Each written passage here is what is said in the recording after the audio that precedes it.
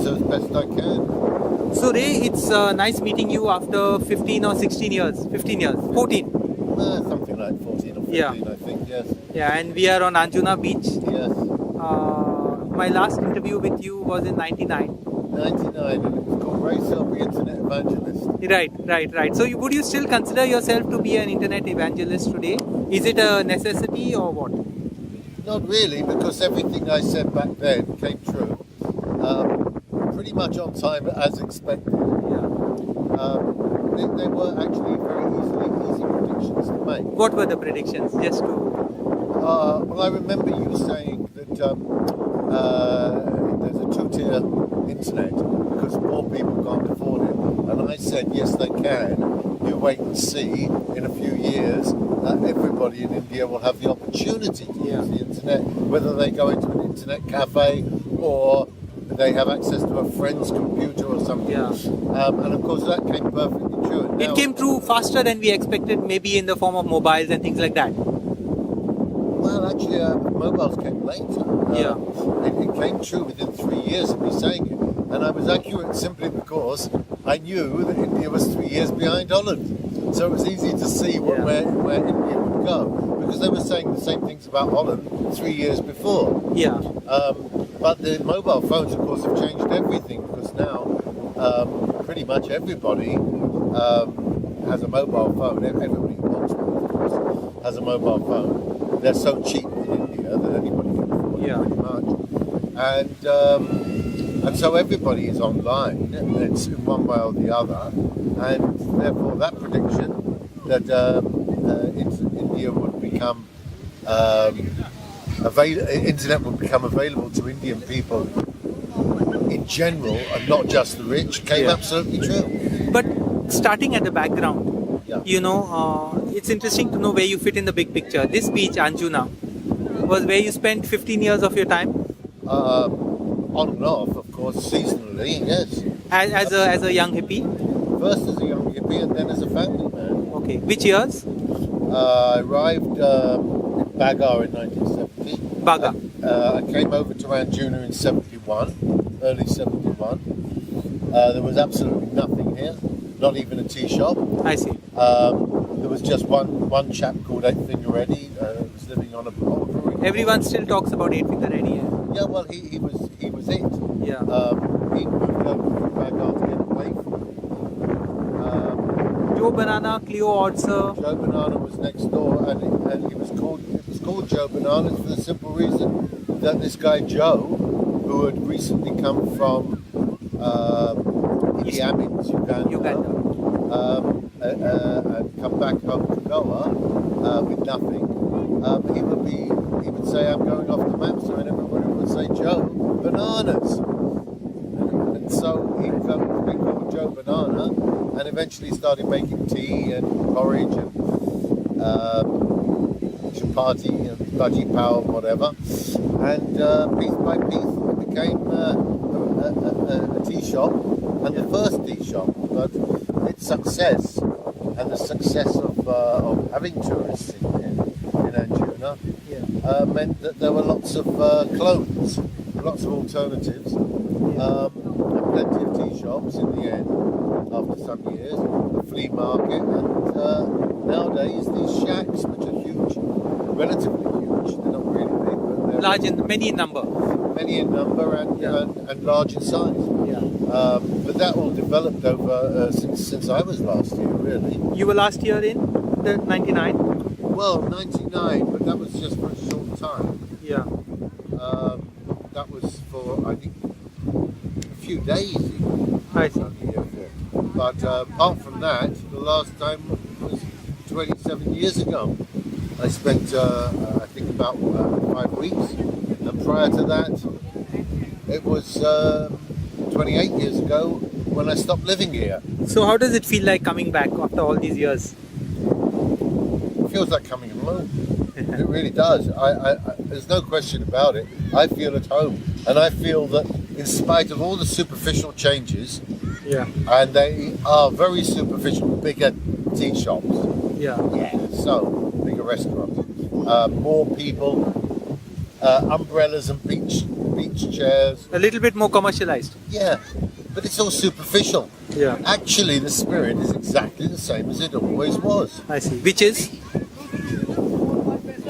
It's a spirit. How can I describe a spirit? It's here. It's embedded in the sand. It's a wonderful friendliness. It's a wonderful feeling. And the local people are exactly the same as they always were. Not changed? No, not to me, they haven't. It seems to be exactly the same. I went to get petrol, stopped off in just one little house and had a little talk with the woman, and it could have been 1970 or 1980 as well as it could be. We are much more connected, and the thrill of maybe meeting a foreigner is not as much as it was once upon a time. Well, that's true, and what's actually interesting is that you've got now second, third and even fourth generation Goans who've grown up with foreigners around. When I was here in the beginning, foreigners were new to the local people. You could have come from Mars. I could have come from Mars, and the local people themselves were Culture shock. They had difficulty speaking English. Yeah. Because they were used to Cockney. Yeah. Whereas now, every young and even middle-aged, and even a migrant from somewhere else, not just Goans, even a migrant would probably speak English. English is the universal Yeah. language, both in the world and in India. So, not that it was anybody's choice, but that's what happened. Yeah. And so English is becoming a ubiquitous language.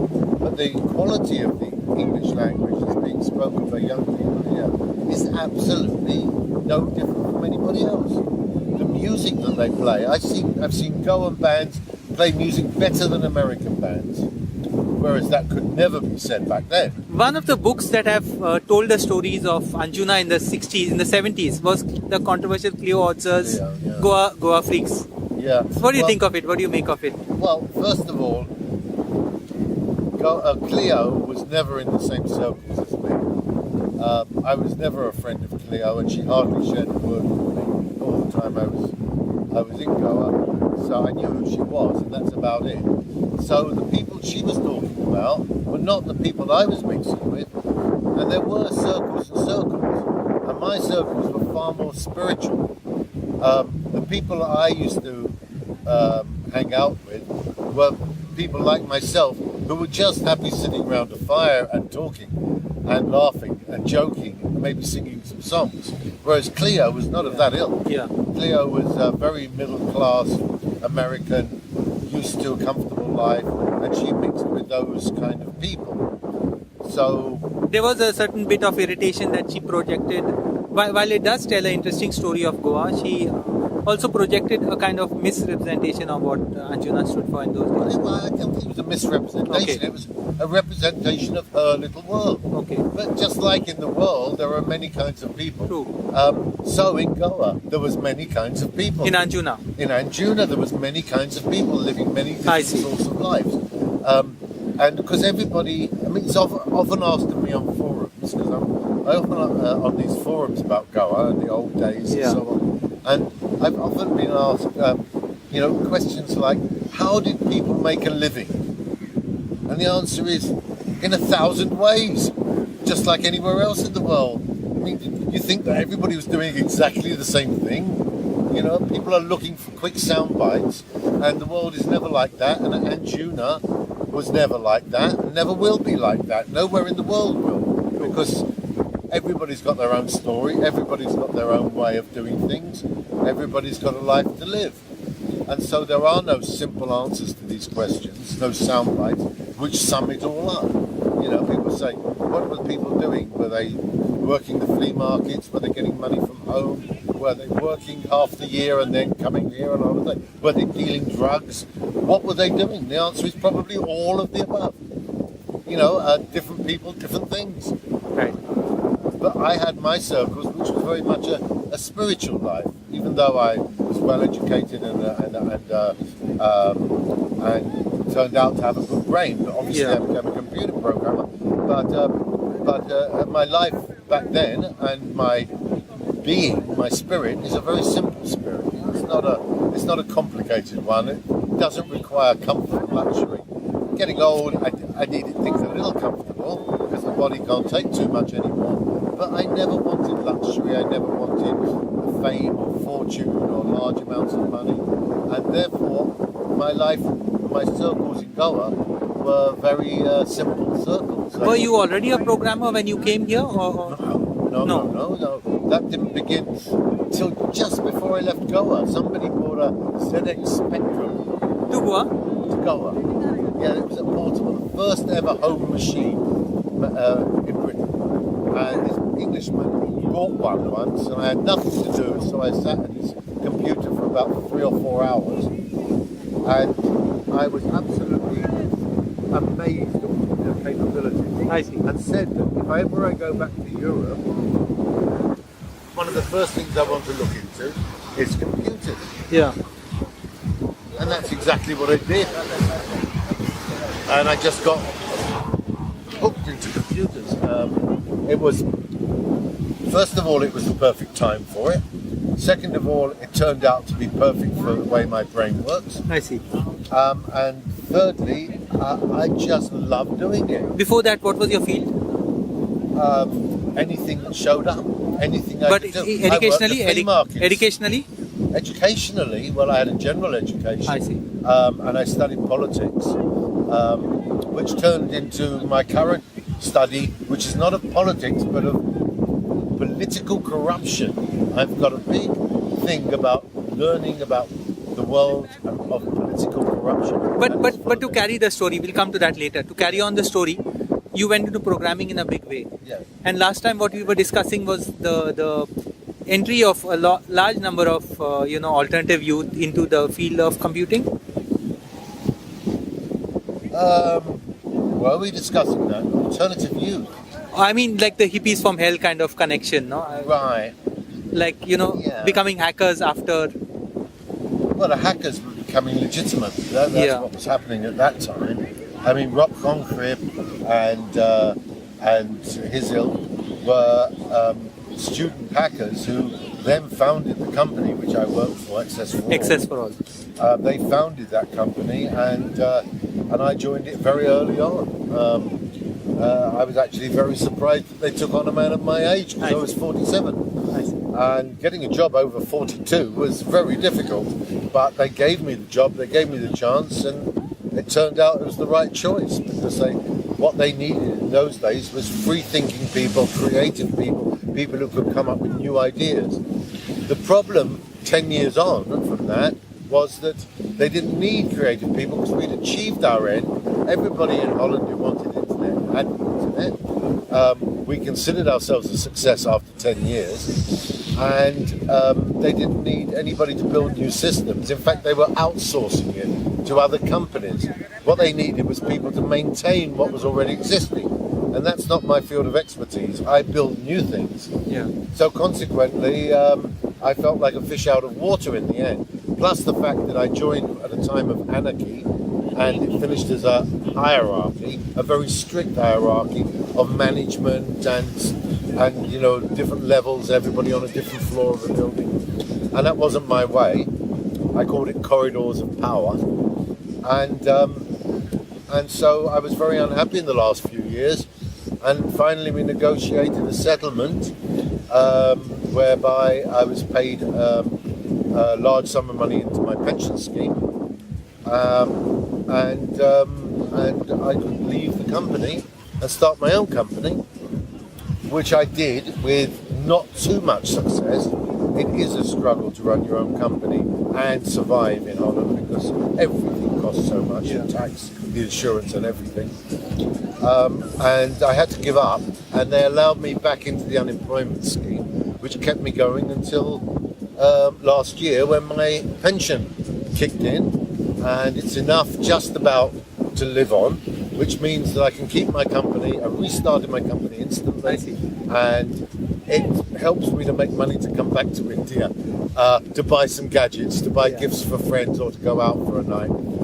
But it's not an essential income anymore, which means I can continue to do it. When we spoke the last time, the challenge was net access. How do we, give people or encourage the large numbers to actually get access to the net, which they need Yes, so badly. Which is now complete. Yeah. So now what is the challenge? What is Mission the, accomplished, yeah. as they say. Now, what is the challenge? What, for the internet? In that sense, yeah. Or just for technology? For technology. The internet was the technology of its age. Yeah. Now the internet has become ubiquitous. Yeah. So consequently, it's not a major issue anymore. Although, of course, there is the whole issue of privacy. And was Edward Snowden a hero or a villain? As far as I'm concerned, he's one of the greatest heroes who ever lived, sacrificing his own freedom and his entire life so that we can know the truth about what's going on. For me, he's a hero. But that's another issue. Actually, technologically, I feel that it's possible that the future is to do with wearable technology and to do with 3D printing, far more than it is to do with the internet. The internet's not the big issue anymore. Is this something going to affect the masses of people or All just, of them. yeah? Absolutely. 3D printing, for example, people have difficulty extrapolating where things can take them. They see where things are, they've got an idea of some of the possibility, but they don't quite understand where it's going. The internet was the case last time you interviewed me. People couldn't quite grasp what's this internet going to do for us. Now they see it. Now it's clear. Now they understand every time they Google, every time they Skype, every time they're in touch with their grandchildren on the other side of the world. It's just the most powerful and wonderful piece of technology that mankind's ever had. Similarly, something like, for example, 3D printing.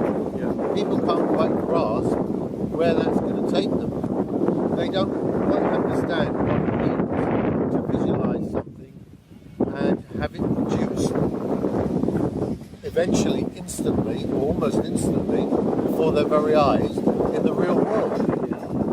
At the moment, if you want to have, I don't know, a cup, you go to the shop, you buy a cup. Right. But in the future, you press a button, you download a cup file, and out of a box comes a cup. The only problems at the moment is it's at a primitive level. Like the internet then, it's quite slow, so it makes people bored waiting for it to happen. It's not got, the files available are limited. The software and hardware is quite primitive. But that's, of course, going to change. And once we've got a box that you can just press a button and say, 6 cups, please, and out comes 6 cups, then we're in a strange new world of the future, just as the internet has brought us to this, what was then a strange new world. 2014, the internet is just part of life. Does it surprise you that when you move around, you find all kinds of people with mobile phones, including the poorest, vegetable vendor and No, I'm shoemaker? not surprised. I told you that then, that I won't be surprised if everybody in India, I don't know if you remember what I said, but I said, I won't be satisfied until the rickshaw waller in Bombay is able to send an email. Yeah. Of course, I was understating it because even I cannot extrapolate the full power of some of these technologies when they start to develop. I remember it was very hard to believe $20 mobile phones, but it happened. $20 phones happened, and now they're looking at $25 smartphones. Yeah. So exactly, I've seen them advertised here in India. You can't get them that cheap in Europe. yeah, But I have seen them advertised in India. I saw, I think it was actually fake though. I think it was, if you look closely at the small print, it said contest. But I thought it was a Galaxy S3, which is an outdated model, but for 299 rupees. And I thought, this can't be. That's just too cheap. And it is, I'm sure. The cost of accessing technology is an issue here, and it's probably still going to be for some time. Yeah, though India is throwing up its own solutions, not fast enough. 1,000 rupees or 2,000 rupees for a smartphone is still a lot of money to a lot of poor people in India. It's still a big lot of money. Yeah. It takes, maybe not here in Goa, but it takes your average Relative, villager yeah. somewhere in India a long time to save up 2,000. I remember the comment once on Bytes for All that a cow costs more than a modem. That was a statement that the founder of Drick, Saidul Alam, made in the 90s. And now, how many modems can you get for a cow? Yeah, plenty. You'll get plenty. Yes, exactly. But that's the thing, you see, you've got to give things time. Because when a technology is new, it tends, of course, the best of it tends to be very expensive. Yeah. But those prices drop. Even the low end gets better and better and better and better. The high end still remains expensive, but that filters down. And yeah, I mean, when I started computing, I was on a 3 kilo board modem. 3 KB. kilo KBPS. Yeah, KBPS.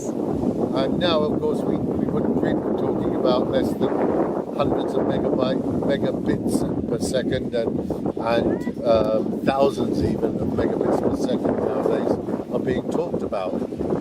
So, yeah. Where does political corruption fit into your current priorities? It's just a study. Okay. It's just something I study. I take a great interest in it. I occasionally comment, but it's not for me to comment on it. I just watch it.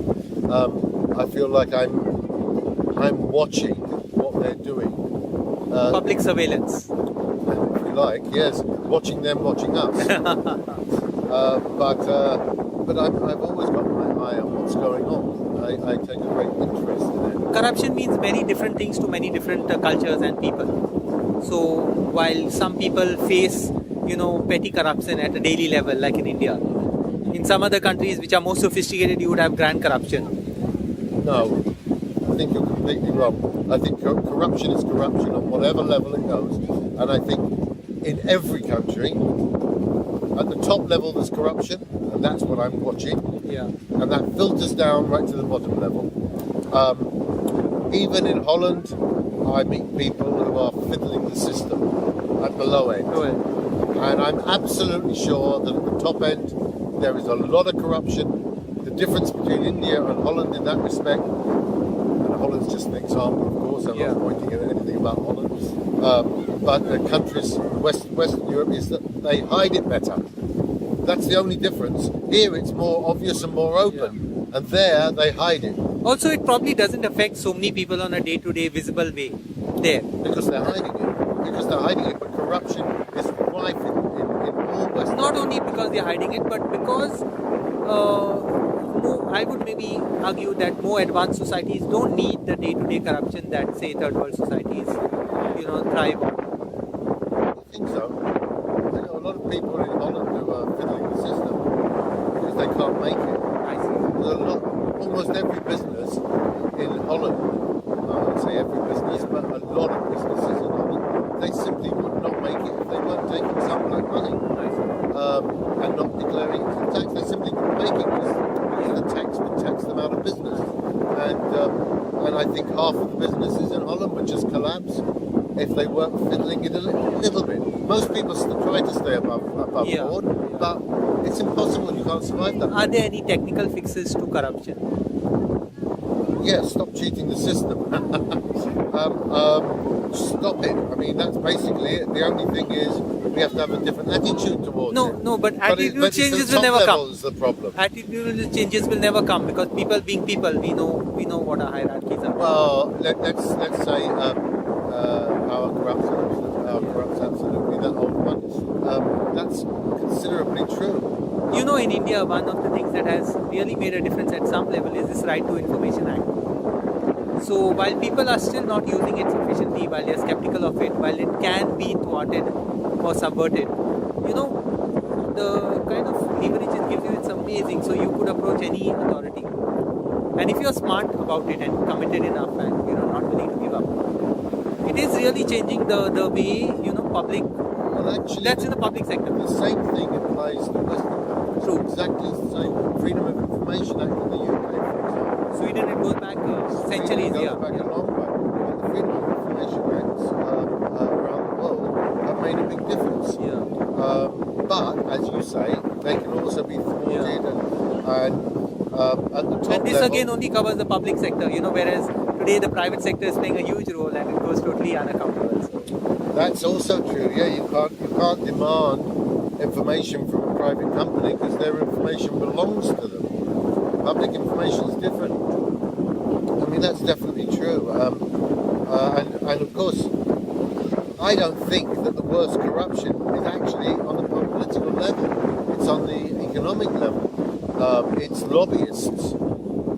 It's the fact that people at the top of industry pay off politicians to make laws in their favour. That's probably the worst kind of corruption there is.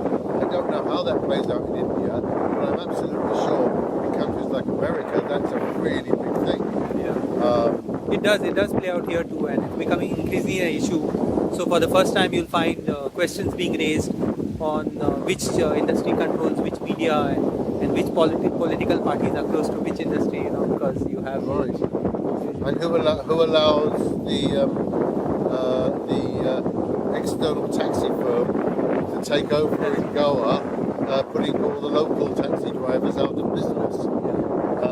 Talking about if that would happen. Yeah, talking about that. What, after many years, what's your suggestions to Goa say on how tourism should be? Because I think the voices from the alternative sector like Anjuna never get heard, because they are not organized, they're not a lobby, no one wants to listen to them. And you're too alternative and too kind of, off the track. Are you talking about foreigners? Are you talking about locals? Yeah, I mean foreigners who have, actually shaped the Goa product in the 60s, in the 70s. In fact, to my mind, a lot of tourism that happens now is because of the tracks we all left behind. Well, that's true, yeah. I mean, more than once somebody from the old days has turned around to me on this trip and said, see what we did? I see. And is it good or is it bad? It's both. I'm neutral towards what's happening. It was inevitable, let's put it that way. But do we have any say in anything? No. And I don't think anybody who was here in the early days, back in the 70s, ever had any illusions that they could make any difference to anything. Nobody wanted to. That was part of what made it so alternative. Nobody wanted to change the world. All we wanted to do was to live peacefully and to enjoy life. So, and that's why, as I say, I have made a study of political corruption. I don't do anything about it because that's not what I'm interested in. The only thing I want to do anything about is improve people's lives through technology. Thanks a lot, Ray. You've given us a lot to think about. So on that note, we'll... Well, I hope so. Thank you for your time and all the best. Thank you for the